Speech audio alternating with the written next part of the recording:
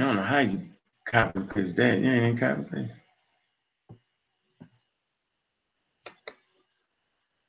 Let me see. Bam, bam. Aren't you live, brother? Come on. We live in the morning. Live. Yeah, this the after show, man. We trying to get y'all in here, man. Black African Power, man. Come on in, man. Get your questions live. You know what I mean? This basically for y'all. You know, yeah. So I'm waiting for the people to come on in here. We can deal with the issues. You know, let the people get their voice. So probably what we're gonna start doing is we probably just do a show like for an hour, hour and a half, right? No longer than an hour and a half. That we marathon shows and shit, but you know what I mean. But then we'll do like an after show. So we probably do like 2 hours of material. You know, show where people can ask their questions. And we can fine tune, you know, our answers for you. So you know, it's all good. So if don't nobody coming here, we're gonna shut this down quick. We gonna put it in the group now. You? All right, fell off already. No, brother, I was trying to explain to you. We only got room for 6 people here, so it's I wanted to ask you what was the best way to do it. Do you want to pick 6 people, or do you just want to put it in there first come? First come, first serve. Okay, here we go. Yeah. This that back in the day hangout. You gotta get in where you fit in. What? This is a job for Nahisi. Testing. Can y'all hear me? Yeah, we can been hear you. Yep. All right. Yeah, I'm in the house now. All right, cool. Yeah, what you doing? You ain't coming out tomorrow as you job. You're not coming down to the festival. Damn shame. Now I won't make it. I won't be there. You got any books? Do you have any books? Any books? Nope. Other than my own copy. I'm gonna come by and get it. We selling it. Yeah. You need a $30 books home, yo. You serious, yo? I should always keep a box. I sold them, man. I should always keep a box on stash. Yeah, sell them books, sell at the store. Your girl's gone, all that shit. How the sister doing? Oh, great. So we live, right? All right, so we live, y'all. Yeah, we live. I'm waiting for the people to come in. That's when we're gonna be on live. Waiting. Do. Why my cameraman don't work for me? That's messed up. I don't like to work out for me. What was you on the last time the camera was working? Well, the camera works, but when I try to minimize it where only one person is speaking, then it won't work for me, for whatever reason. God damn. I see Google Hangouts. I haven't been on here. They switched some things up a bit. Yeah, they switched that shit up, yo. Hotep, I see Empress Sekhmet is in the house. Hey, Empress, where's she at? I just see her in the chat. Right now? Winston Cooper, yeah. Hey, Empress, get on in here. Get that link, get on in here. We want to talk to you. Get in here. Yeah, because a lot of times it's hard, you know, for future reference, people that have questions, they should what do you call it, tag the Amara Squad Media username, you know, the name, so we can see the questions stand out. Because a lot of people have conversations among themselves. I've seen people talking to each other. I'm like, okay. Right, that was a long show though. We didn't anticipate it. Wuja did that. He broke out the presentation. Nah, I was actually shorter than when you start reading stuff about the Masi. That's a damn lie. It's a damn lie. True. Can't be the truth. A lot of people have conversations among themselves. I've seen people talking to each other. I'm like, okay. You know, that was a long show though. We didn't anticipate. You echoing. Wuja did that. He broke out the presentation. All right. So yeah, if nobody's coming in here, we don't want the dead space. So what I mean, was there anything else that we missed that was on the agenda that we didn't talk about, or was there any other comments about the things we did talk about?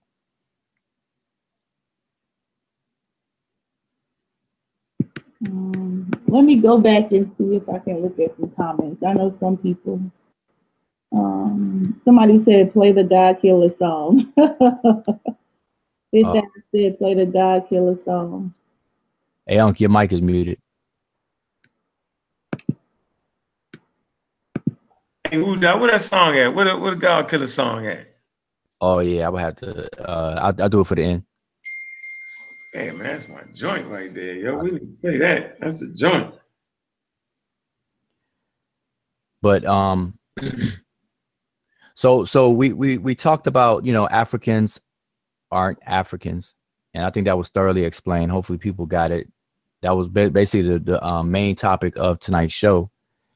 And then we spun off of there and kind of touched on what Farrakhan said, and how strange it is that people don't make a fuss about that when his comment is worse than anything Kanye said. And then we touched on what else did we touch on? Oh, MBK video of the disrespect of ancestors. Now, see, I didn't hear them mention, you know, Amara Squad or anybody particular on that video. That's because you're crazy, because you ain't listened to the whole thing. Keep telling you that. And Yeah. then you put them up. I wasn't even bringing it up no more. Not yet. No, you had already mentioned it. I mean, because you made it a point, although I left it off purposely, you went behind me and brought it up. So I'm trying to write it off. No, I mean, it's all right. It's just, I chose to leave it off because I didn't, you know, you already know my stance on all that stuff. So I'm like, if people don't mention you people directly or say something directly, then it's like it's neither here nor there with me.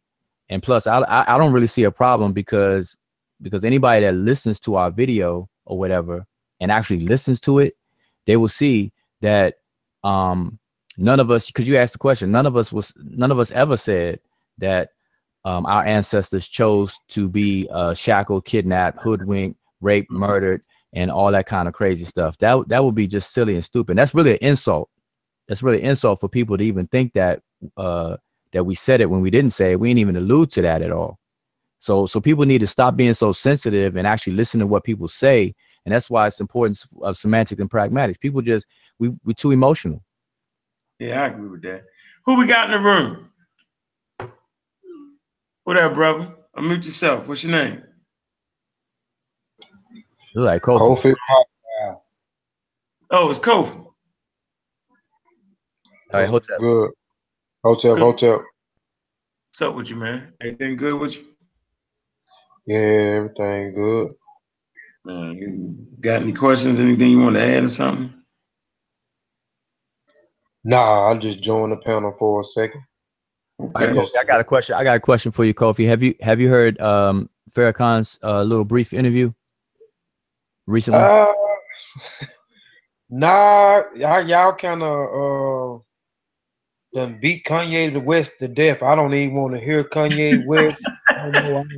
Anything Kanye West I run from. So nah, I ain't listen to it. No, I'm talking about Farrakhan, not Kanye. Yeah. What I'm saying, it don't matter who talking. If I see anything with Kanye West's name on it, I don't tune on to it no more. Yeah, that's what I'm saying. I'm not talking about Kanye or Kanye's statement. I'm talking about Farrakhan and the fact that Farrakhan thinks that slavery is God's doing. How do you feel about that? Oh no, I hadn't checked it out, but that's a crazy statement right there. Most crazy statement. But I'm gonna ask you, how many people you think that thinks that way? I mean, Naya brought up a good point earlier that, what was it, Naya? 60? You said about 65% of African Americans are under Abrahamic system, right? Somewhere around there. Yeah, that's what you said. It's about 70 to 80. I just like to lowball it so I won't scare people. Okay, so 70 to 80% is really? Is influenced by the Abrahamic tradition. So about 70 to 80% of people would, which is why there's no backlash on Farrakhan for this, that they would agree with that statement. Determinism, prophecy, all that stuff.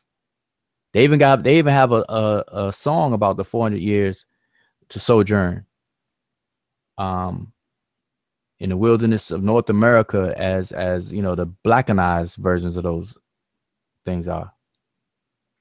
Man. And in a land that's strange, that's not ours, and so on and so forth. Descendants of Abraham. I mean, that was the running theme of the 1990s. If y'all don't remember, the 80s and 90s, that was like pushed really hard. What thing? The theme that black people was destined or prophesied to be put into servitude for 400 years in a land that's not ours, among strangers, and to come out with great substance and all that stuff. The whole biblical thing that was being pushed. That was being pushed really, really hard in the 80s and 90s. And the reason why in the 80s and 90s is because people's calculations, they were saying that by the time we get to the year 2000, that 400 years or 430 or whatever calculation people were going by would be up. And so they were coinciding that with the year 2000, etc. I don't know if you all remember all that. That was what was being pushed out in doctrines in these groups and on the streets. Yeah, I'm completely aware of that. I remember that. How you doing, Segment? Yeah. Your phone works. Your phone works. What's cracking, big bruh? The only sister, you know what I'm saying, is the only person that wasn't on the Amara Squad and taught Amara Squad classes. Yes, it definitely was a privilege. It was a privilege. Much love, Wujawu. Peace to you, my brother, sister Naya. Peace to you, my sister. Abundant light and strength to all of you. Who else is on the panel? I'm trying to make sure I don't miss nobody. Peace to you, Empress Sekhmet, and definitely long time no here. We got to link up. I know I miss y'all. I miss y'all so very much, and I hope everybody is doing abundantly well. And I can't wait to be in the presence of you great minds again. I really can't. Well, I got a question for you. I'm gonna hit you with a question. Okay. Do you think slavery was predestined and the work of God?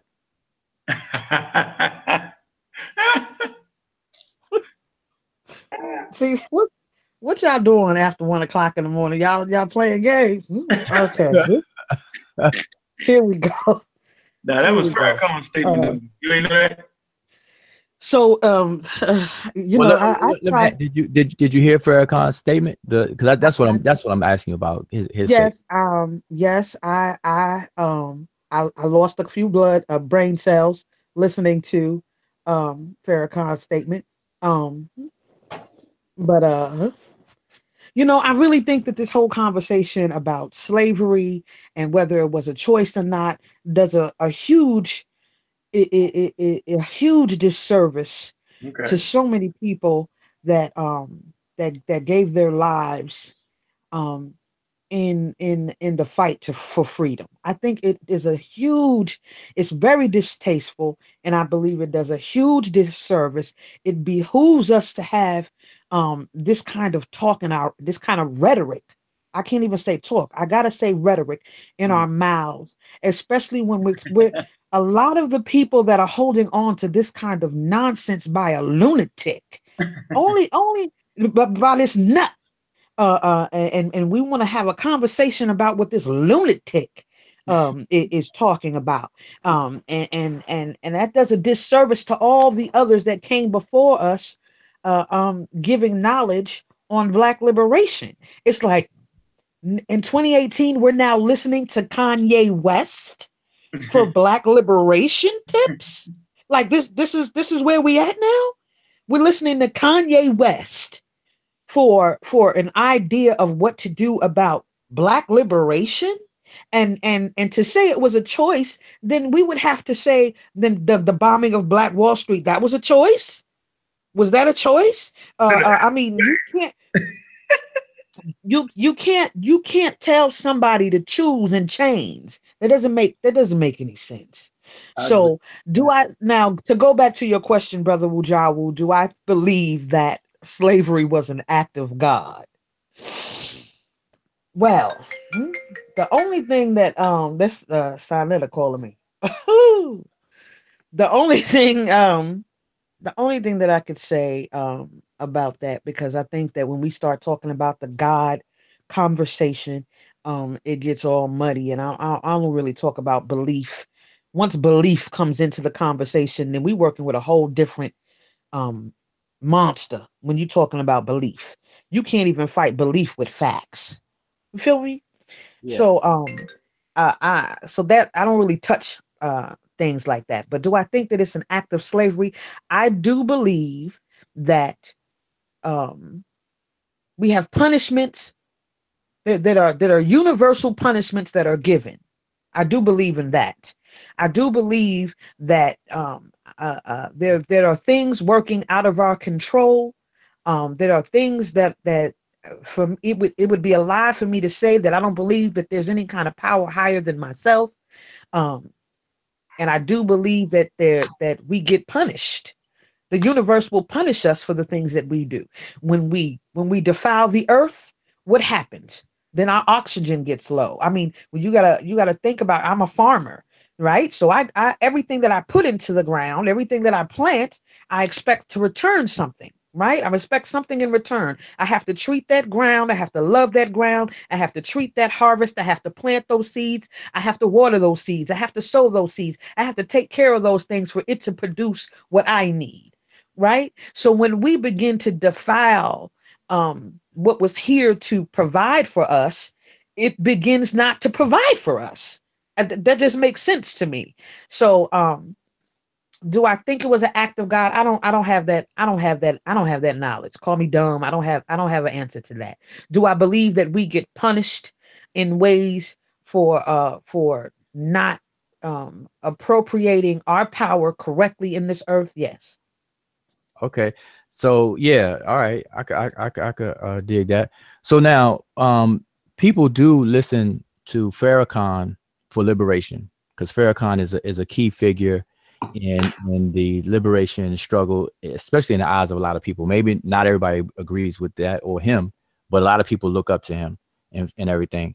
So would you call him a lunatic for the statement that he made in saying that that slavery is a choice? But it just I wasn't this choice of the ancestors, was a choice of God. I think that all great minds have bouts of lunacy. I think that all great minds come into a place where we look at them like that was incorrect. I also think for us to not be able to question who we placed as leaders is completely wrong. Mhm. I in no way can find myself um shaking my finger at Farrakhan. That's not what I'm here to do. But do I believe because he's Louis Farrakhan that everything comes out of his mouth is 100% correct? Absolutely not. Now, I think that when we start dealing with men with power and money, it's a total different conversation, and they have a total different agenda than us normal folks, us Mhm. regular folks out here. It's Mhm. easy for a rich man to look at the poor man and say it's a choice that you're poor. That's easy to do. Mhm. That's very easy to do. It's easy to look at a man that's in privilege, and has been accepted, has crossed over, however you want to say it, for them to look at the ones that have not and say, well, that's a choice because you're not up here with me. There's very few of us that make it to that level. There's very few of us that make it to a place where we're financially comfortable, and we don't have to deal with us dirty niggas down here still scrambling around. So you got to think it's a different kind of mind state when you on that kind of level of privilege. It's easy for you to be able to fix your mouth to say, um, you know, it's a choice for us, poor little bad little niggas down here on the bottom still. It's easy for rich men to talk like that. So I think because Farrakhan is at a place where he's comfortable, and he's looking at himself at a place of power and a place of privilege, and he's looking at us and saying, you know, why haven't we done it too? And the same thing for Kanye speaking with a rich man's mind, you know, where he's, you know, he's gone into a whole nother level. So he's looking at us. Everybody, it can't become a millionaire rapper. Everybody's not going to become a star NBA player. Everybody's not going to become a star NFL player. Every black person, it is fashioned in this country that every black person is not going to become a millionaire. And just because you don't become a millionaire doesn't mean that it's something wrong with you. You see what I'm saying? It's nothing wrong with you if you don't become a millionaire. It's very few of us that make it to that level. But when you become that level, it's easy for them to look down on the ones that haven't reached that level and say, well, you're not here because it's a choice. So I think that's how I feel about it when it comes down to the words of Farrakhan. And I have much respect for Farrakhan. Please don't, I don't want to act as if I have any disrespect for Farrakhan. I don't believe in his belief system, but I respect what he's done positive for the black community. But I do believe when you're talking about the words of a rich man, it's different from us normal regular black folks down here still struggling. Mm-hmm. Yeah, I mean that's a good point. But I think that's inherent in success itself, because like let's just say something real small, not even money wise, but let's just say two people or a person who's very, very overweight, and then they strive to lose weight, and then they do whatever they can, like they by any means necessary, they exercise every day, they go to the gym, they hire a coach, they change their food diet, all the whole nine, and they actually lose weight. And then they look back on their peer group that was also big and didn't do what they did. And it's, you know, the idea of success, you look back, be like, all right, listen, y'all are still overweight because it's a choice. Because look at me, I did it. If I could do it, you could do it. So I think on some level, the elitism kind of comes out of that, because the elitism is the extreme of it. So that I see what you're saying, but I think that's inherent in success itself, because you've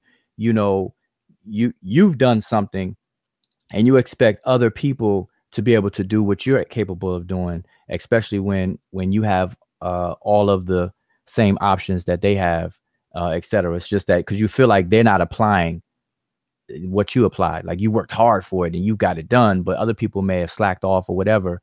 And then so you're looking at them and you have this kind of elitist attitude. It could come off that way, you know, and in the extreme, it comes off that way for sure. But I see it all the time, because like a coach will do that. A person who does something and get the other people to do it. Like, look, you're not this way because come on, you got to choose. You got to go hard. And there's a video. I don't know if you've seen this video, but there's a popular video of this clip. It is his brother, motivational speaker.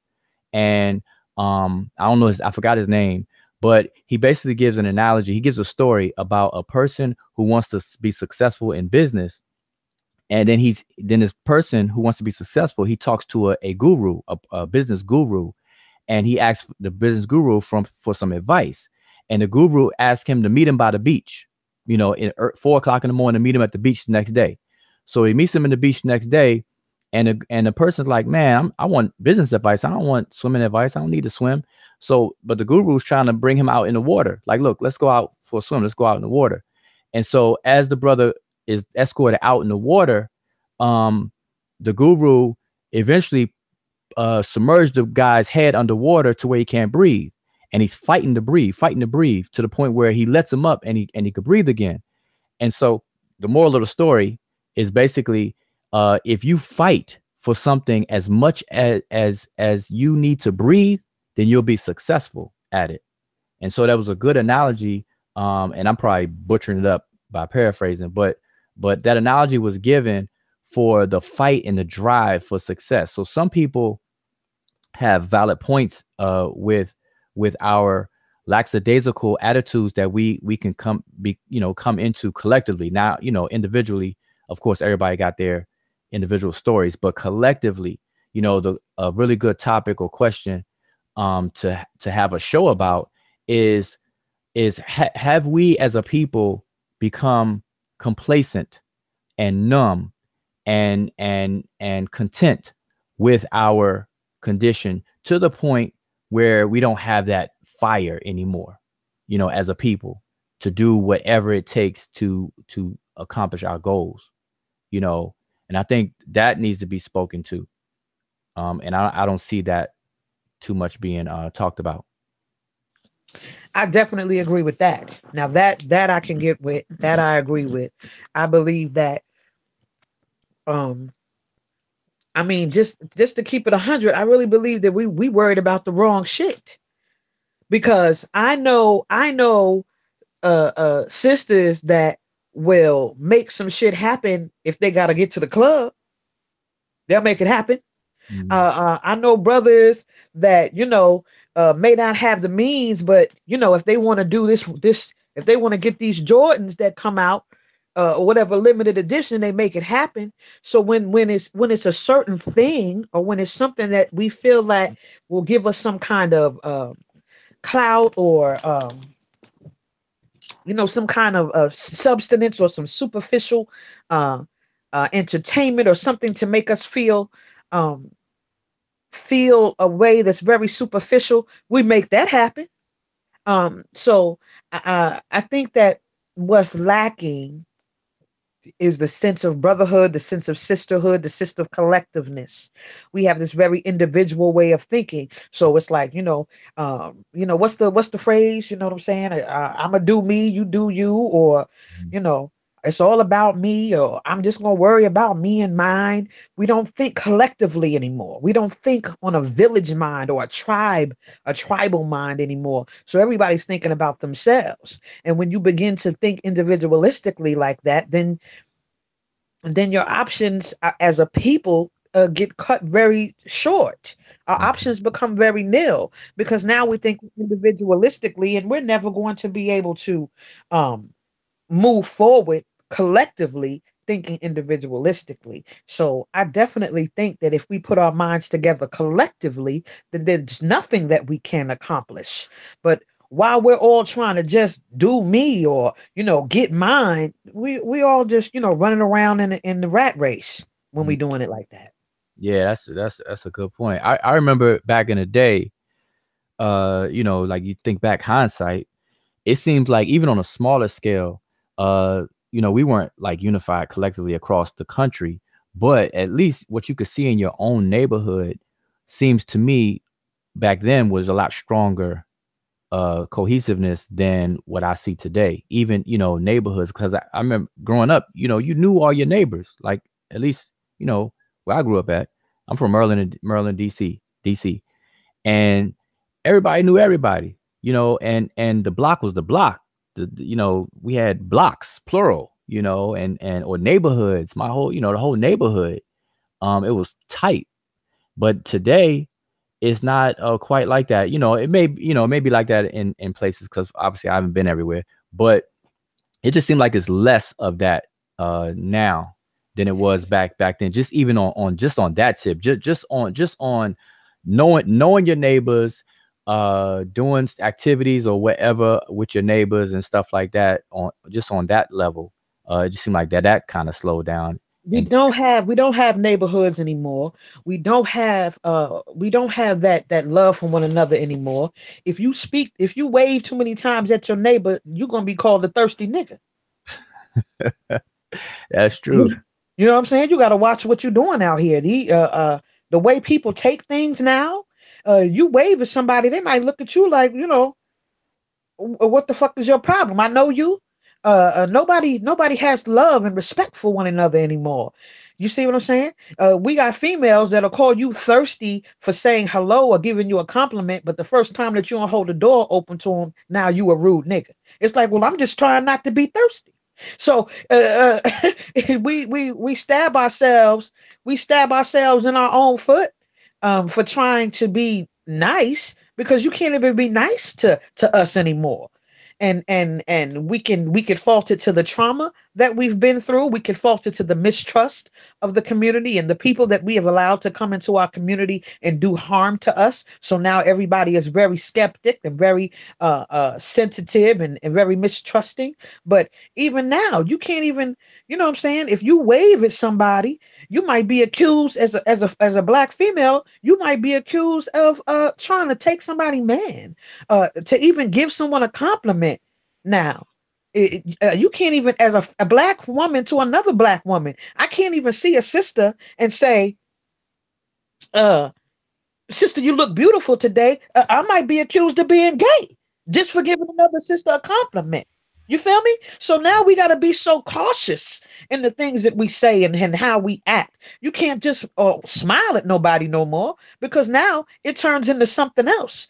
You know what I'm saying? What they want is they want us to be able to walk around in reality and just stick a heart on it. They just want us to be able to double tap. That's where we at with it now, where social media has taken away our social skills.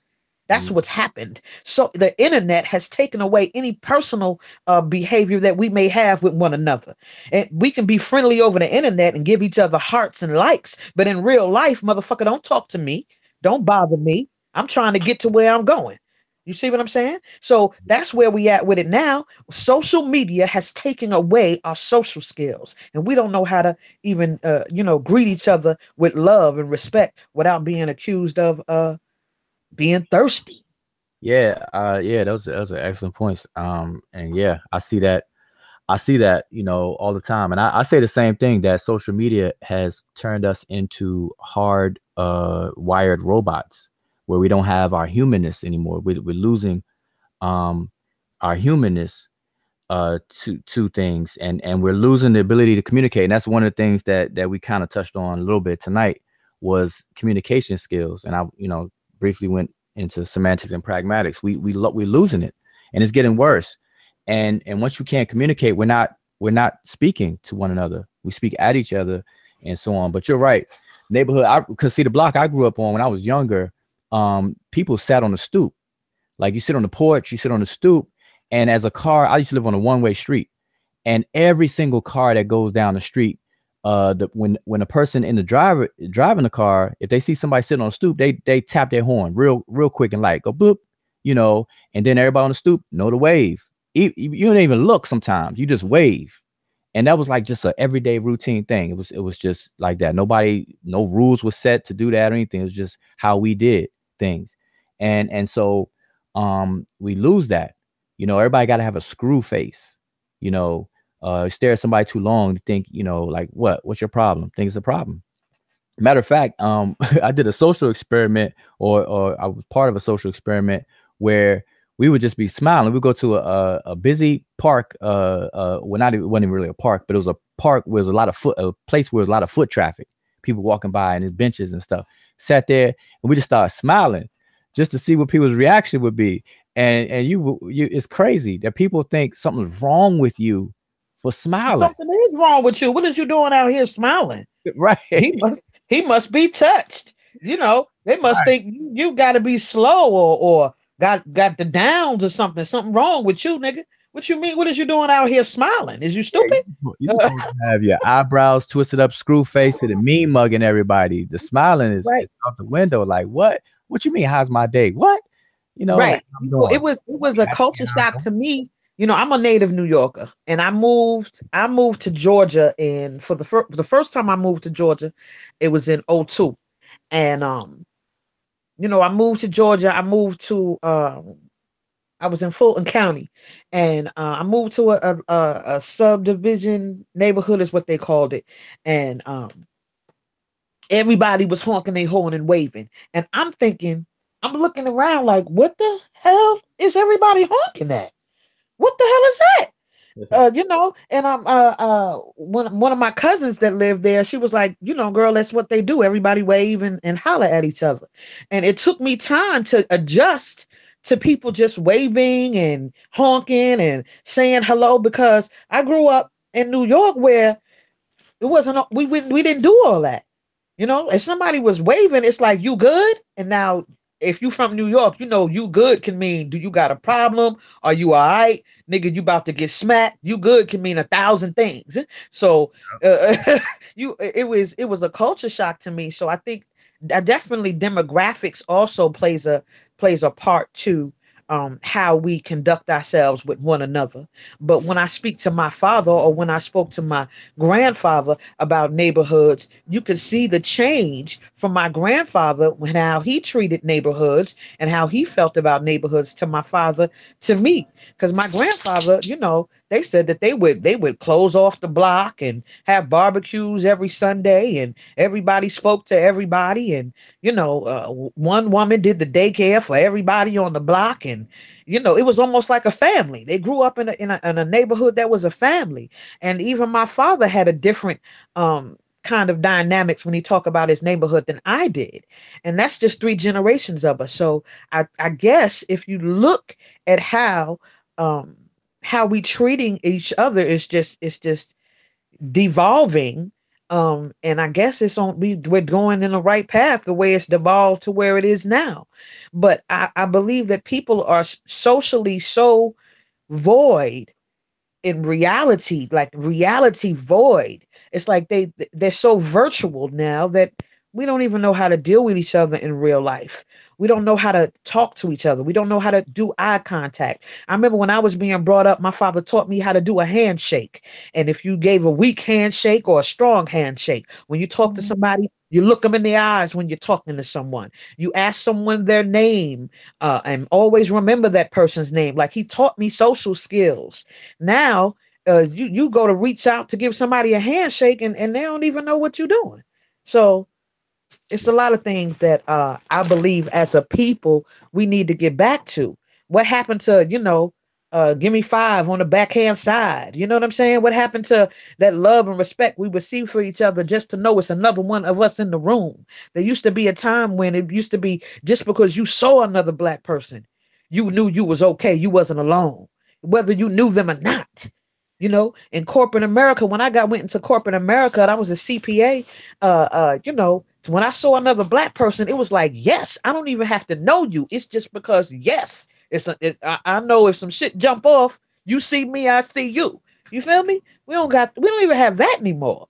So Nah, I definitely believe that a lot of that plays into our disunity, as a people and as a collective. I definitely believe, because we're void of culture and heritage, that we're void of unity.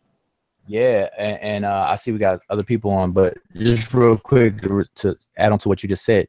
I deal with language a lot and stuff, and the actual historical meaning of the word conversation, like we use the word conversation now as to mean talking, you know, but the actual original meaning of the word conversation was really just to live in, do something consistently around other people.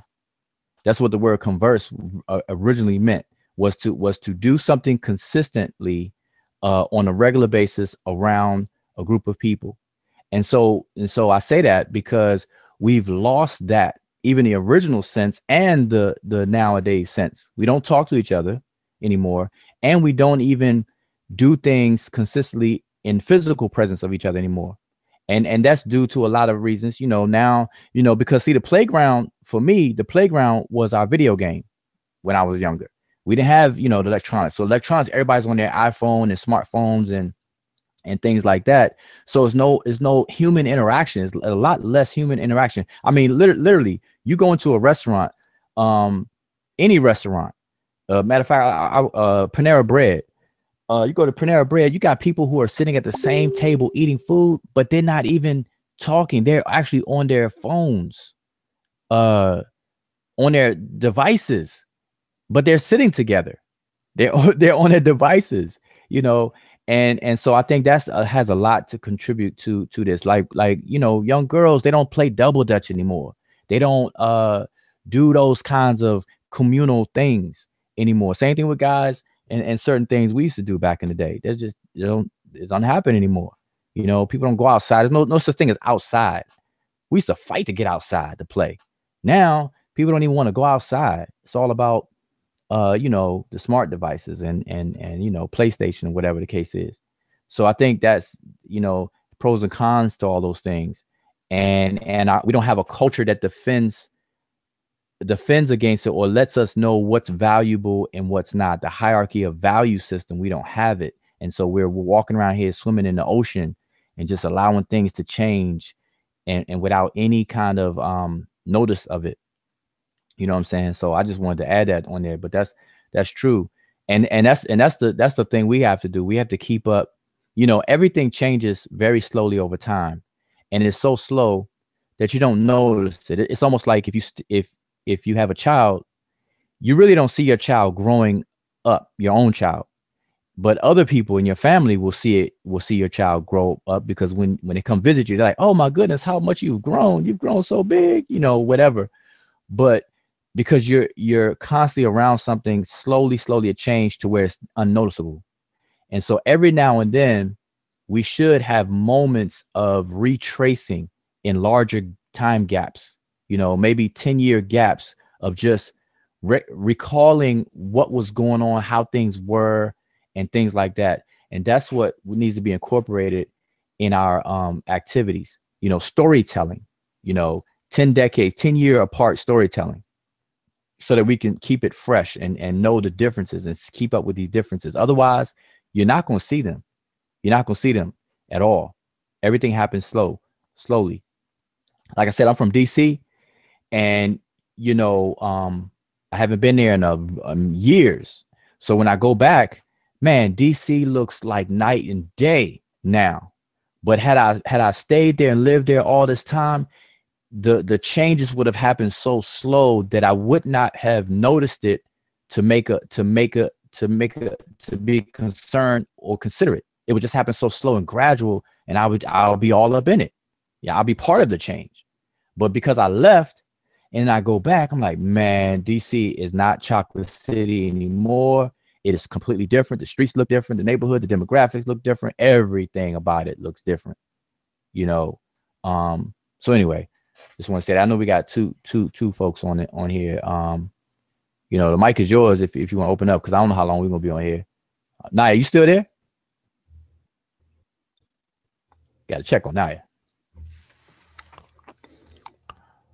But yeah, then we got Malik, and I see a username Colin. But yeah, floor is yours. All right, peace, brothers, and to the sister. All right, peace. Yeah, how do you pronounce your name? What is it? Wu Jiao? Yes, to you, Wu Jiao. Okay. Yeah, peace, I came. All right, peace to the Queen I, and peace to Aman Ra as well. Yeah, no, when I came in, I saw the show and I was listening to what, you know, the I was saying, which I was saying about, you know, the social interaction of Black people now today as versus, you know, the old days, the good old days, you know, the Soul Brother days, you know, the 70s, 60s, you know, when we were struggling. Mm-hmm. And basically, yeah, you know how things change. Technology. You know, I have a computer, I have a PlayStation, but I do have a job. Like I said, so now I'm on PlayStation 24/7. You know, I have to work to pay for internet, you know, and et cetera, et cetera. Mm-hmm. But you know, my social skills are, you know, okay, you know, other normal. I mean, I don't talk to. I mean, I say what's up and say what's up, homie, you know, but I don't say what's up and say the N-word. You know, I'll say brother. You know what I mean? I'll say that. You know. Mm-hmm. Yeah, you know, being an educated Black man. You know what I mean? You know, and mostly I socialize with a lot of, unfortunately, a lot of white devils. You know, that's who run things. That's who you got to work with for the most part. But I interact and socialize with, of course, you know, my brothers. You know, basically all the good ones. I try to stay away from the knuckleheads, you know, as much as possible, because you know there's no positive outcome. You know, I saw a Facebook post on my line saying, "Be careful who you let in your life." So you know, that's something I try to practice now. You know. Mm-hmm. Well, yeah, we definitely have to turn up on our social interaction, even if it's online. You know, because reading something and hearing somebody say it, you know, the nuances in people's voice and the volume that you have and the way things are expressed is lost when people just read. And so a lot of times I see people argue for no reason, even if it's on social media. So we really have to step that up in that department if we plan on. I mean, before we even talk about some unity, like let's talk about, you know, just good communication first, because you're not going to unify if people can't, you know, communicate. And like I said on the show, about 90% of all arguments are based on miscommunication. It's not even on the issue that you think you have a problem with the other person with. It's really comes down to communication. It really does. Cause a lot of stuff we don't really have to argue about. Think about it. I mean, you know, I don't know if this ever happened to y'all. Have you ever listened to two people argue? It could be two of your friends and you just a third person in the mix, right? And you listen to two of your friends argue, but you're not a part of the argument. So you can hear clearly, like they're talking at each other, not to each other, you know, talking at each other and emotional, but you're sitting there listening. And you're like, wait a minute, y'all are saying the same thing.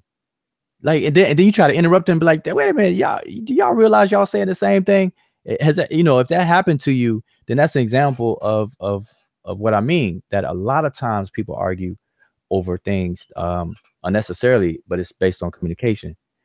I think that's a big problem. That's like an elephant in the room.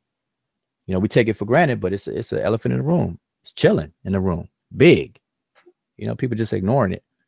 You know, got camouflage on it or something, but people are ignoring the big elephant in the room.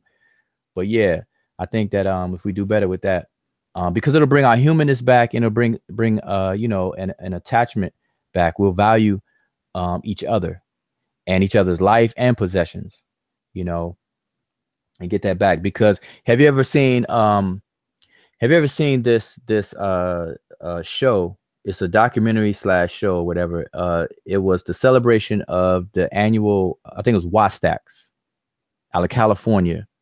And it's a musical / documentary or whatever. It's with Richard Pryor is in it, speaking it. Isaac Hayes, the Isley Brothers, you know, all these different famous artists, Barkays, are in it, and it's all about Black pride. And it was the celebration of Wastax in California, the burning down or whatever that is. You know what I'm talking about? It's kind of old. Yeah, I think I remember it was a concert, right? Like a show.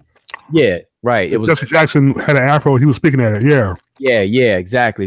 Man. Yeah, because Isaac Hayes performed Shaft there when Shaft was what came out. It was new.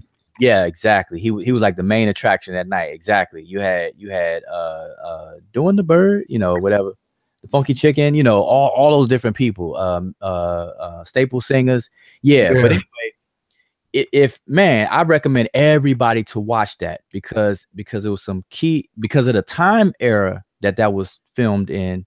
Yeah, of course. Yeah. See, that was, oh, sorry, go ahead, man. No, I was just going to say, if you just look at the conversations and the questions and the interviews they were doing on there, and then the people themselves and what they were saying and the pride, you just look at the concert and the way people were sitting in the bleachers in that big entire football field and how they listened to instructions. Like they came out on the field prematurely.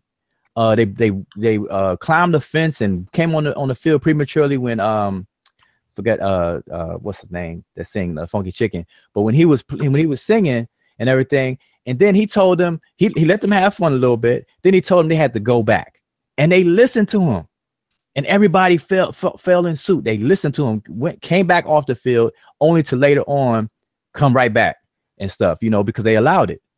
And I'm just saying that to say that back then, and that was, I don't know exactly when that was filmed, but it was definitely back in the day.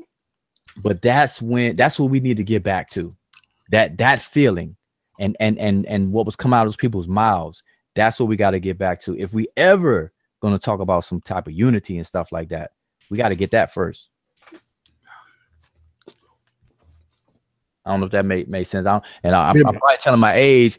Well, I wasn't there. I wasn't there. Obviously, whenever it was filmed, it's you know, I was real young, or before I was born or something. I guess I don't know. It was before I was born too. I was born in 1971. But the thing is, I've seen a piece of that.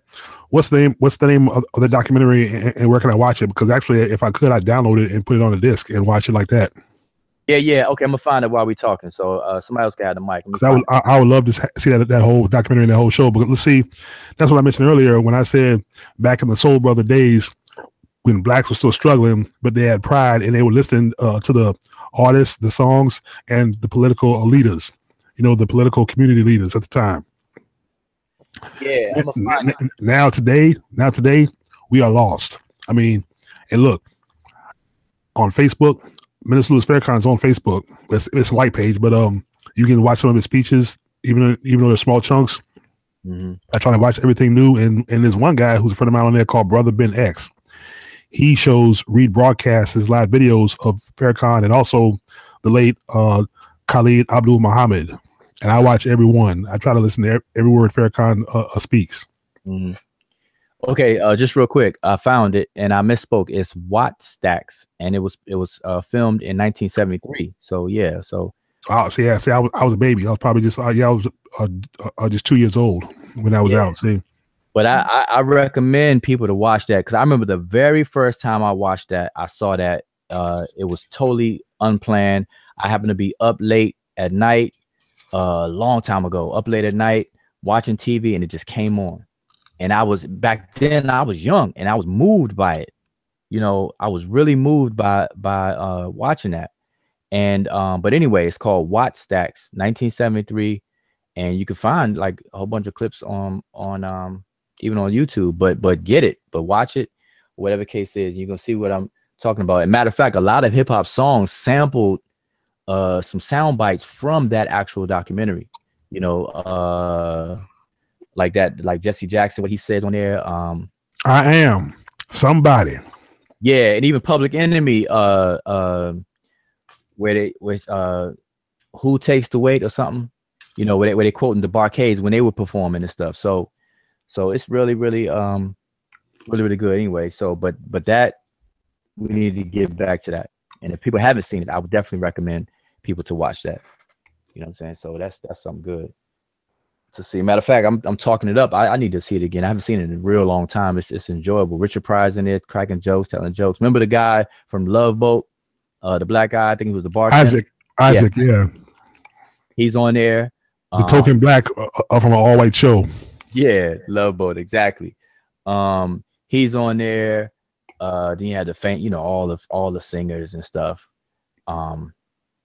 It was just good. It was well put together documentary. And the women, they interview women's view on men, talking about they love the black man. It's nothing like a black man, nothing like a soul brother, nothing like the way he walks, the way he does, the way he smells, and this, that, and other. And then the men were telling their views on black women and the beautiful what they like about black women and how black women smell so good, and they do this and they do that and they take care of you, they put you in your place, and they were just describing all these things, and it was just really, really good. And I think people would really appreciate that if they watch it. So yeah, anyway, but I don't know how long I'm gonna be on here, so I'm gonna let you all know. I think we got somebody else calling. Night. What's going on? What do you guys think about the presentation on Africans aren't African? You guys have some feedback on that, and what are some of your thoughts about the African American culture and what we need to do to build a nation that can basically eliminate racism and white supremacy and just gain control of our community? What are your thoughts on that?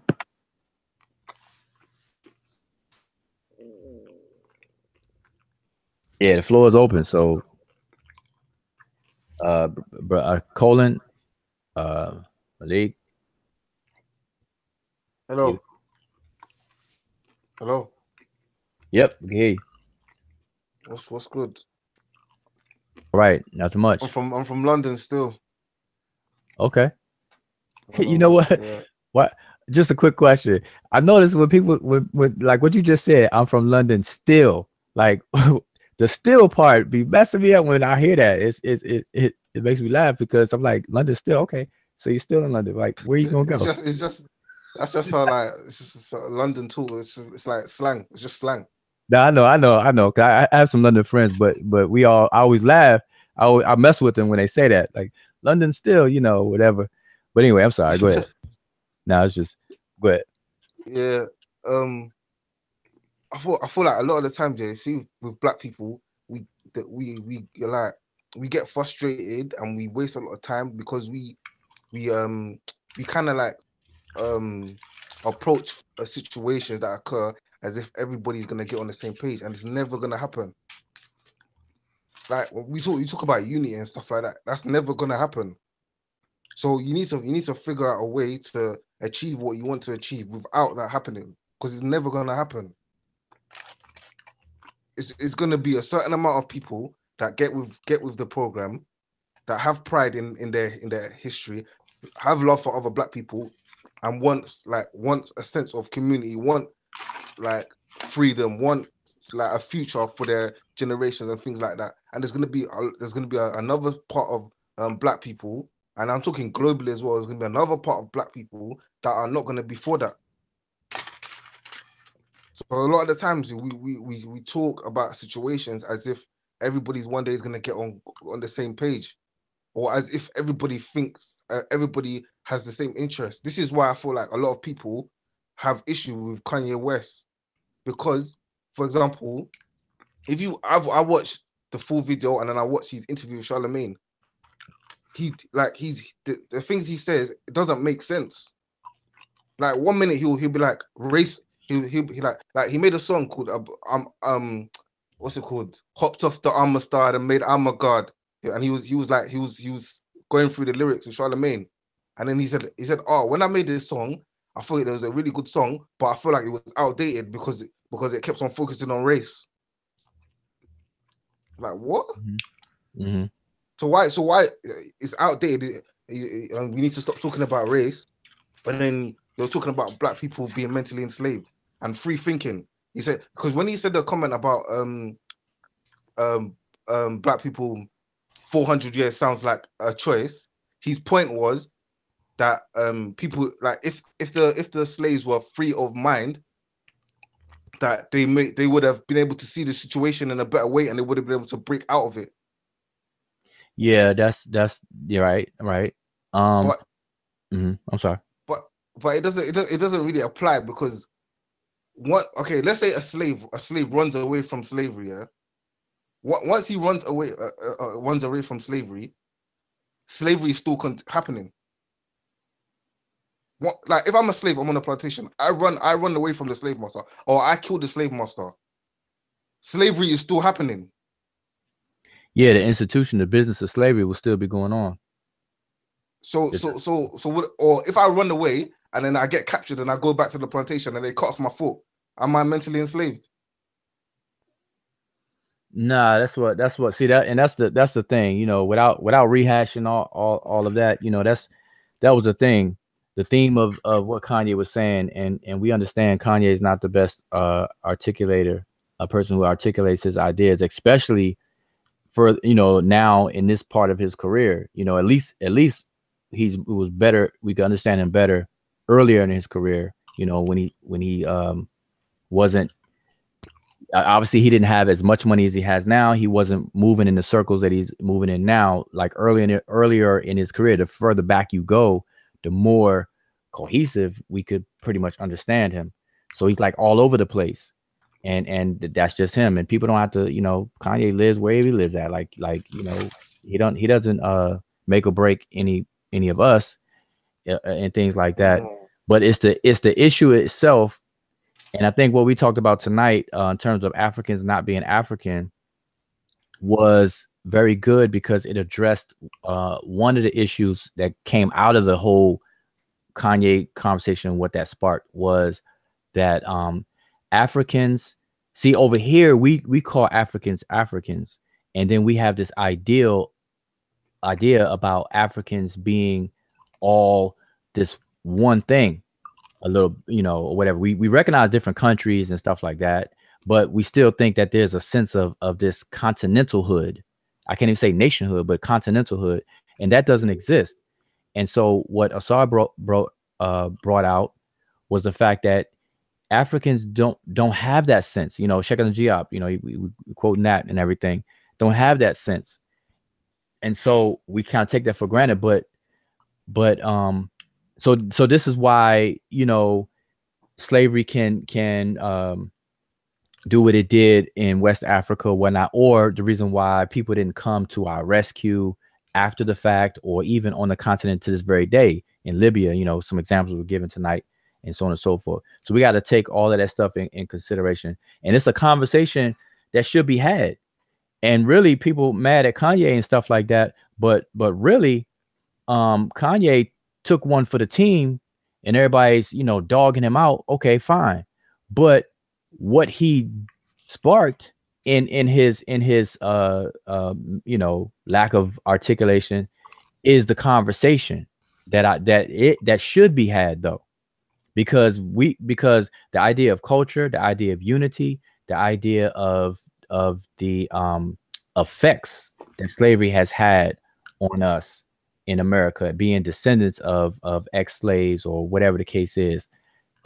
These conversations need to be had on a more precise and definitive way, and not just, okay, it happened, or let's go watch Roots and I'm good, you know, or Runaway. What was it? The latest movie, 10 Days and Running, 12, yeah, stuff like that. People actually don't like those movies because they're like, man, why we gotta always focus on that and stuff like that.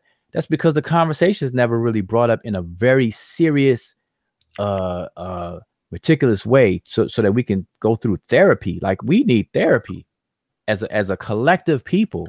We haven't gone through that therapeutic phase, you know. You know, when a person gets, when a woman is a woman, if a woman's raped, that's traumatic, but they you know, they get help afterwards, after the fact. You know, children who are abused, sexually abused and all that stuff, they get help. But us as a people, where is our help collectively? Like, where is the therapist for us as a collective people? And then people are trying to find it, and they go about different ways. People turn to the church, people go here, people go there, but we haven't really definitively went through therapy, and that's a problem. But what else? It's not issue with me. It's not issue of like, oh, hating on Kanye, or because I'm looking at it like I'm looking at what he says. I'm not really looking at him like that. I'm just looking at what he says. And all I'm saying is that it's difficult to engage with a assertion that someone's making that's not coherent. Like he was saying free, like, you know, he said, oh, we need free thought. We need to try a different approach. We need free thought. Then in another interview he said, we need to stop thinking. Thinking is not good. We need to start feeling. Feeling is better. Because when you think, yeah, it gets in the way. I said, what? Yeah. I mean, that's Kanye's not the only person I heard that say that, because you got it's not about him saying that. It's about him saying we need free thinking. We need free thinking 1 minute. No, the next minute saying we need to stop thinking. Yeah. Exactly. It appears to be totally contradictory. Like, how you gonna have free thought and then you tell me we not supposed to think at all? It's like, man, make your mind up, you know. But I'm just saying that Kanye is not the first person that I've heard say that, and you know, out there that's you know, out there in the limelight. You know, you got this feeling movement, I call it. People want to go by feeling and intuition and not really thinking. They want to do with right brainism, not left brain, and they get into all those kinds of things. You know, got to feel your way through it and stuff. And then notice that, I don't know if you noticed that, but people that talk like that, they emphasize love. You know, and that's what Kanye did too. They emphasize love. Love is the most powerful force in the universe, and we need to learn to love and everything. You know, everything is rosy and peachy. You know, so that's not new. You know, Kanye is he's a person of that mind, that mentality, and that's just that. But the conversation, it needs to be had about all these things. Right. You know, right, but the question, I don't know if you saw me in the chat. The question I wanted to really talk to you about is you know about Antonio Moore and Yvette Cornell? No, I don't ring a bell. You haven't seen the chat? Give me the gist. What like what? What about it? They have a lot of videos. They talk about like the racial wealth gap in America. Oh, maybe if you put a link though, I'll be interested to check it out because I like statistics. I like survey statistics and things like that because it gives you you know, like got so many videos. I think the guy's channel is called Tone Talks, TONE Talks, and then Yvette Carnell, just her names. Yvette Carnell, CARNELL. Carnell. Okay, so Tone Talks, and Yvette Carnell. Are these on YouTube? Yeah. Okay, yeah. I'm not familiar, but I'll check it out though. So I appreciate that. I'm gonna check it out, see what's. but I'm not familiar. So if you had a question about it, then I probably won't be able to help out or anything with that. But so as far as tonight, what we were talking about, I don't know how much of the show you caught though. But did you understand the point, at least what Asar was making as far as Africans not African? I didn't get to see all of it. Oh, right. Okay. Yeah. Go back and check that out because I think that's really good information for us to put on our minds because it answers a lot of questions about right now today and the viewpoint of Africans. Because you know I'm in touch with people from Uganda and Tanzania, and even in Kenya, and you know our idea of African is not shared over there. In terms of what? It like I was saying earlier, Pan-Africanism. Yeah, the continental Africanness, like you know, it's more so.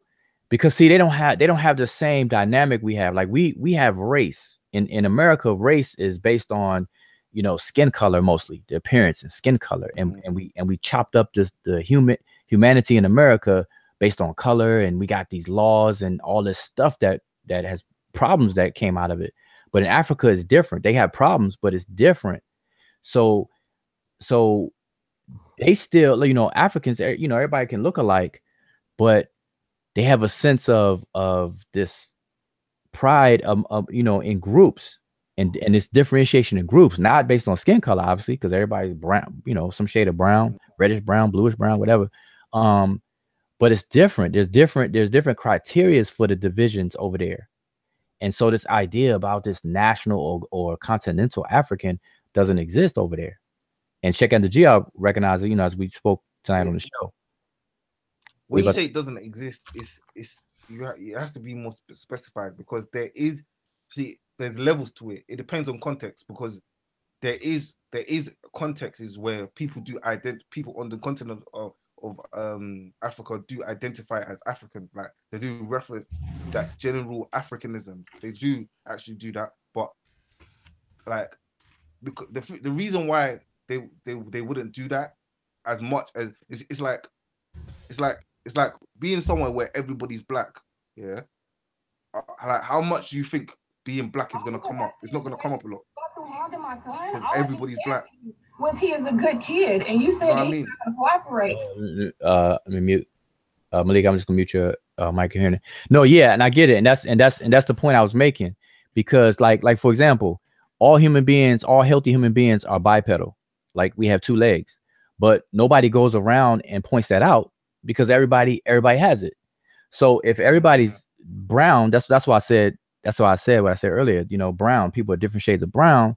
So the division is based on a different criteria, and so when I say that it's not a sense of continental Africanness, yeah, people technically will say that they're African in a very, very broad and technical sense because the continent is named Africa, but the psychological sense of this African continental Africanness does not exist because you have people who are intact with their ethnicity, their language, their customs and stuff within their groups, you know, these different groups.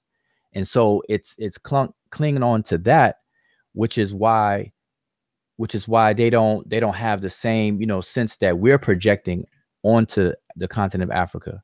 You know, people forget that, you know, like we don't even name specific countries over there. We'll just say Africa and think everybody's just African. You know, we over here, you know, do that much more than anybody else. You know, isn't that because of the making of the African American?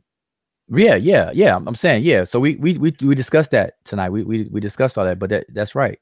That's what I'm saying. We do it. The African American, we do it. But you talk to Africans. Mm-hmm. So was the outcome to say that we should stop doing that, or? No. It wasn't that we should stop. In fact, we were saying that Sheikh Anta Diop had proposed and wrote literature on establishing a African hood, an African of a federated state of Africa. You know, so no, not to stop doing it. We need to actually frame it and push for it. But for us over here, we're saying it as if it's already established, and we're not being true to reality and saying, okay, it's just an ideal right now, but it's not the reality when you put your foot on the ground over there. So no, we weren't saying to stop doing it. We were saying that that's what's needed, and I had added that people that I've interacted with through my classes recognize the need for it, and also they recognize that it's not there right now.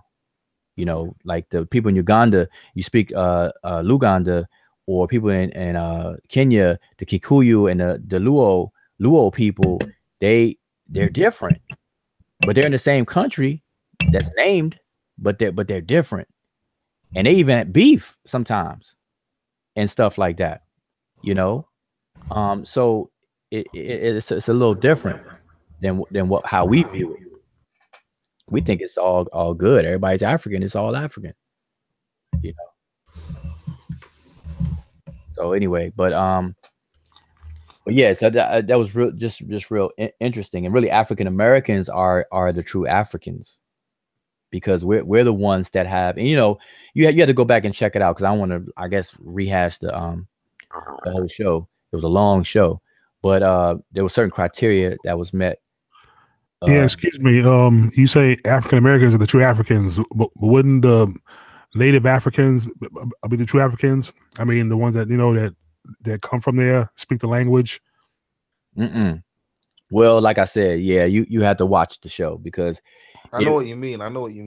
It was, yeah, I mean, historically and ethnically, you know, Africa is our birthplace. You know, descendants. I mean, I'm not African myself. But of course, as Black people, you know, as dark-skinned people, we're descendants of Africa. And actually, you know, being educated and learning what I've learned over the years outside of the white school system, I claim more Africa than America, because we all know the red, white, and blue does not represent us. Our flag is red, black, and green. But I think he means in terms of the appropriate use of the word African, in terms of people on the continent of Africa having specific ethnic groups, whereas the African American, the use of the term African is more applicable, because the African American is made up of like multiple West African and Central African, and we speak perfect English, of course. You know, sorry. No, and we speak perfect English. You know, we don't have an African accent. I wouldn't mind learning all the African languages. You know. If I could leave this country, Africa is where I would go, probably, for the most part. Well, it's deeper than that. It's all of those things you said, but also the concept of an African is American. It's something that we develop as a cultural ethnic group. Africans are very specific. Africans are tribal. They don't have a sense of nationalism or a sense of being African. Yeah, that's true. Yeah, I understand what you're saying. Yeah. So that's kind of the concept. So you can go back to the show. And our concept is not American, because, you know, white America has never accepted us, and still don't today, even though, Waju, going back to American is our nationality. African is our ethnicity. So it doesn't matter I wouldn't or not. Yeah, I wouldn't claim America as my nationality. Trust me. Not after what America has historically done. Check this out. Whether you claim it, it doesn't matter if you claim it or not. when No, you listen. when you travel and you go places. I understand. Yeah, people are going to look at me as American because I speak perfect English. And that's where I come from. They say you come from the United States. Okay, you come from America. But check this out. See, I understand what you mean, but in a technical sense, you know, we are American. Our nationality is American because, like, if you travel to a different country, I guarantee you look at your passport and it says nationality, it's going to say United States of America. Of course, yeah. I mean, I'm just speaking, you know, ethically and spiritually, of course, in a sense that, you know, just because you're born here, that doesn't mean you're from here. As I've discovered, you know, as everybody's, as minorities are discovering, you know, more and more. Same thing with Asians, you know, any minority, us, Asian, the ones who come from India, who are in America, you know, I guess I call them, no, from India, not Indians, but like Native American Indians, but India, the country itself. Well, yeah. Well, I was just going to say that's part of the conversation because in reality, we are a product of a subtotal of different conditions that only exist here in America. You know, like you said, we speak English. We are a product of segregation, racism, white supremacy, slavery coming, you know, out of that, you know, all of these different things that all come together and become elements to our environment, socially, physically, and mental environments that produce the quote unquote African American. And so we are, you know, we have unique experiences over here than over there in Africa. And the experiences is one of the criteria that makes something a cohesive culture and things. You know, these shared experiences and things, shared problems, shared solving of those problems, you know, all of that kind of stuff. So we gotta, you know, we just gotta be mindful of the bigger context of things. And like I said, that's why we went into what we went to tonight on the show, you know, to bring that out. See, we got, you know, it's good to have these kind of conversations to bring it out because we take so much for granted, you know, the day to day. You know, we live in a microwave world right now. Everything is fast. We want to quickly talk about something and move on to the next. You know, we don't slow things down enough to really what do you call it, unpack these issues for real, you know. And so that's what we like to do. And so tonight's show was an example of a little bit of that. Okay. Also, going back to Kanye West real quick, I saw the video because it was posted on Facebook, of course, and a lot of brothers are mad because, you know, it's like when he said slavery was a choice, and it wasn't a choice because we didn't have a choice. If we ran, we got caught or killed or just whipped and put back in slavery. But slavery was a system that was implemented through the course of time when our own people, of course, which I acknowledge, and it was told to me by an elderly black man at one time. He was a security guard at the time. You know, our own people, African, you know, who were kings, sold us out, you know, to the Europeans, and they brought us over in ships. Of course, like I said, so it wasn't a choice. We didn't have a choice. You know, that's what brothers are mad at Kanye for. Also, like when you said Kanye in the past, before he became the circles, before he started running with the circles that he's running in, which is probably half white. And then you gotta remember, and you gotta remember this: he did marry a Kardashian. That didn't help either. Yeah, but now let's go back to something you said earlier. You described why people were mad at Kanye, and then you said why. But one of the shows I did, I think me and Sister Naya did that on that particular show. What I pointed that out, what you just said, but I also pointed out that people are mad at something Kanye did not say and did not mean. He never meant that that West Africans were chilling and then they chose to be chained, hoodwinked, and grabbed and raped and murdered and dragged to the ships and stuff like that. He never said that, and he never meant that, so he was on some other stuff. And so for people to be mad at that, to me, is really an excuse for people to just be mad and vent frustration overall. And it becomes a waste of time instead of us get to the real issues that we need to be discussing. Because Kanye never said that, and he never meant that. And matter of fact, post interview, he said it explicitly that he did not mean that. So for people to still be mad today at that is really, well, maybe he should have said, he should have really said what he meant, because what you say in the media, especially if you a black man that other black people support. See, this is the reason why, you know, they were angry with him, because a lot of people, you know, they believe in him, or, you know, they support him. You know, he's a successful black rapper, and they want to see, and they want to see black celebrities, you know, be our voice. You know, it's like hip hop is the voice of black community, you know, especially back in the days, not now, but back in the days. They want to, and when you have somebody like Kanye West said what he said, and it might, and you're right, he might have been misunderstood, you know, or he might have missaid what he might have really wanted to say, or, you know, it was what it was. But, you know, that's why, you know, they're angry with him right now. And I'm not angry with him. You know, I've never been a fan of Kanye West. You know, I've never bought or liked none of his music, but I respect him. I respect his success as a black man, because he is my brother. Just like Louis Farrakhan would say that.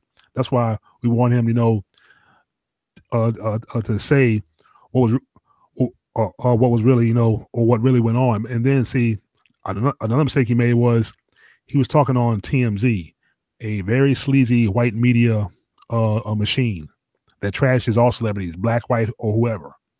They will, even what you say to camera, or if somebody, you know, passes this word along to that reporter, they will twist it in the sleaziest way possible to sell the videos, or to sell papers, or to sell the tabloids. You know, I think if it was me, I would my advice to all celebrities: stay the fuck away from TMZ, please, because TMZ is, you know, I don't know what the TM stands for, but it should be too much, and then instead of a Z, put B, TMB, too much bullshit. That's what it should be. Well, and that's a good point, and we brought this up too in one of our shows before, is the concept of celebrityism. You know, we use celebrities. There's an assumption with celebrities as if celebrities is the voice of the people. We assume that celebrities have our best interests. They share our interests and stuff like that. And when that's not the case. Most of the time, it's not the case.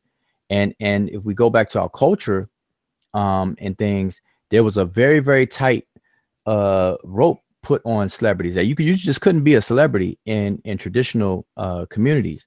Like, it was caution that was exercised for anybody that became a quote unquote celebrity in our traditions, because we understood the power of influence that these people have. And if anybody that can influence the psyche of others, they were kept in check. You know, you just couldn't become a celebrity just like that, you know. And so we need to get that back, because Kanye don't speak for us or represent. But now the flip side of it is that because a person like Kanye will say and do whatever they do, then the other folks will use that as if they speak on behalf of everybody else. They will use that as you know, the cookie cutter, you know, the default setting. And that's terrible. That can be messed up and backfire on us. So, you know, so that's another thing for the outrage, is for people to distance themselves from Kanye. Be like, nope, you don't speak for us. Forget that. You know, and you know, that's a what do you call it? What do you call that? Damage control response right there. Like, nah, he don't speak for us, man. Forget that. Kanye crazy. He's nuts, man. No. You know, that's a damage control response. And you know, so that's cool. But listen, it's almost 2:30. I am about to get off here. Now, I don't know how long you planned on staying, but I'm gonna have to wrap it up. If you that's cool. Yeah, like I said, it was good. You know, jumping on the show. You know, because I mean, I just got off work around 1:45, so I missed most of the whole show. Yeah. Go check it out. Go back and check it out. And check out that Watch Stacks too. Hey, look, but when did y'all go live? What, around 9 o'clock or something? 8 o'clock? Well, I don't know what time it was. I think we were on for 3 hours total, though. So 3 hours from now would have been probably 11, maybe. I think we came on. No. Matter of fact, it was 10 o'clock. Yeah. Okay, 10 o'clock. Okay, 10 something. Yeah. So 3 hours, 2 hours. Yeah. Yeah. Well, it's almost 4 hours now, because.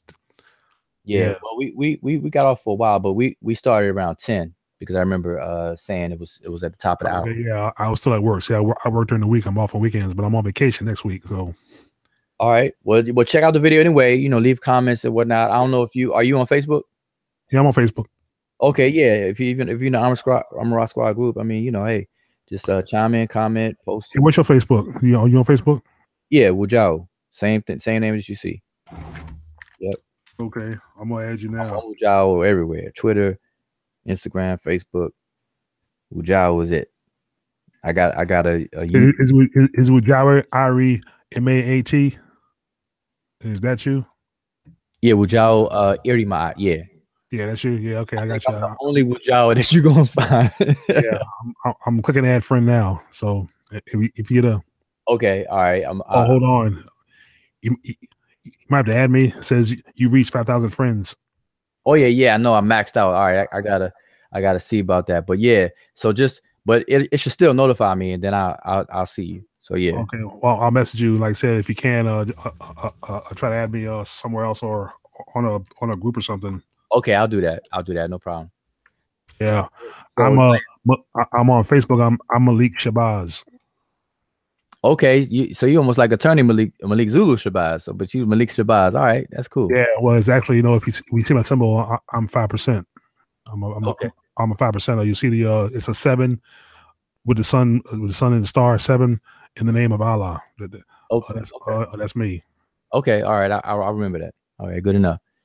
Sister Naya, though, are you still there? Yeah, I'm still here. You ready to close it out? Yep, definitely. I'm definitely about to hop off here, but it was good. All right, good night, y'all. Peace and blessings. Have a blessed weekend. All right, you do the same. All right. Bye. Thank you guys for joining us. We really do appreciate it. We want to have these post shows to give people an opportunity to ask questions and just build with us, because we're serious about information, serious about relationships, serious about taking the community to the next level. So thank you. Would you want to say something? Oh, I was just going to ask you, what, as far as to let people know ahead of time, what are some of the things that we are going to come on and discuss next? Or do we know? I think that I really want to address the We're Not African group and all the information that's being,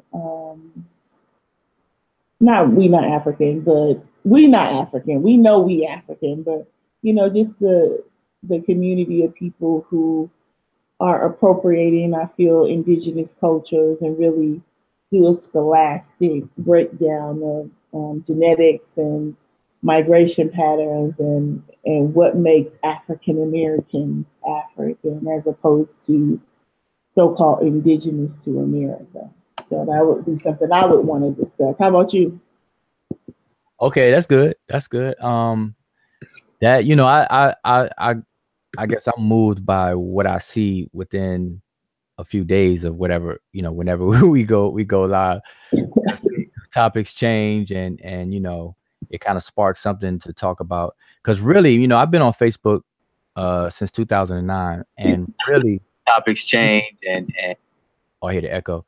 Really, you can pretty much put all the topics that we see are finite, and you could put them up and you could probably hold your hand up and count 10 major topic themes that have been coming up over the years. I'm talking, of course, it's slight different details, but you could put them in about 10 different categories, really.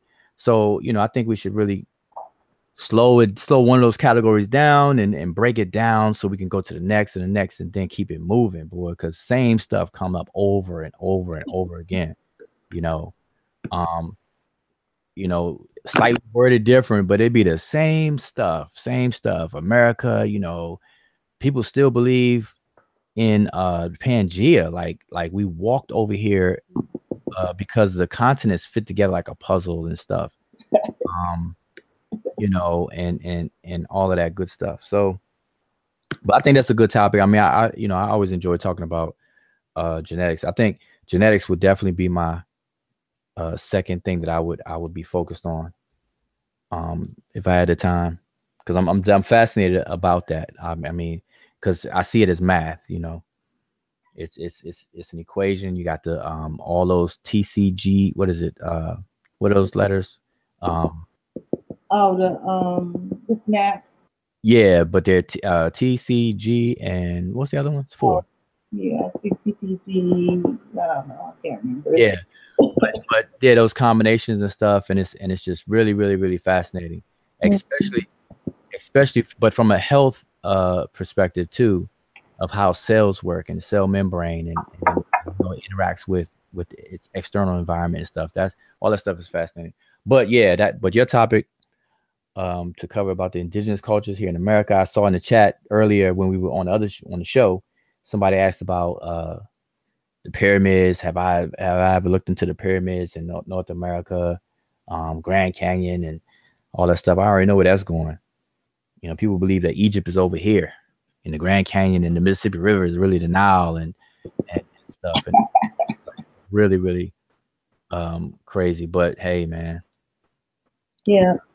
So do you want to tell them about the stuff that you got going on, SIVA University?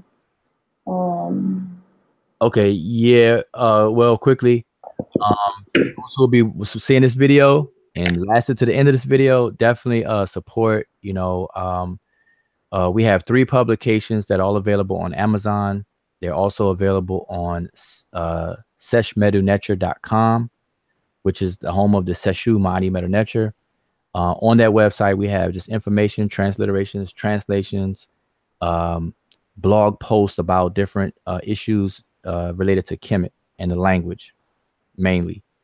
There, but on Sable University is where I actually have the beginner's course to the language, and I'll be adding courses on there. We have a penmanship course, will teach you how to actually write the writing system. And then I will be coming out with a whole grammar course as well on Sable University. And also on Sable University, the website is open for other people who can design and put together courses, and you want a outlet to be able to provide your courses to people, whether you want to do it for free or you can charge. That's available on Sable University as well. It's supposed to be a community learning center. That's why it's called Saba University. The word Saba in the Egyptian language means teach, to teach, instructor. It all deals with those things related: disciple, pupil, student, teacher, instructions, you know, and discipline. That's the word Saba, Sebati, or Sebait. All those words are derivatives. And so we have Saba University as the learning center. So, you know, check those out. And that's pretty much. And then check out, you know, Facebook, Amara Squad Facebook group, Seshu Mahdi Meduneture Facebook group. And, you know, and I'm Wujao on all the social media things if you want to link up with me. All right. Well, thank you, audience. Hotep, love you guys. Talk to you soon.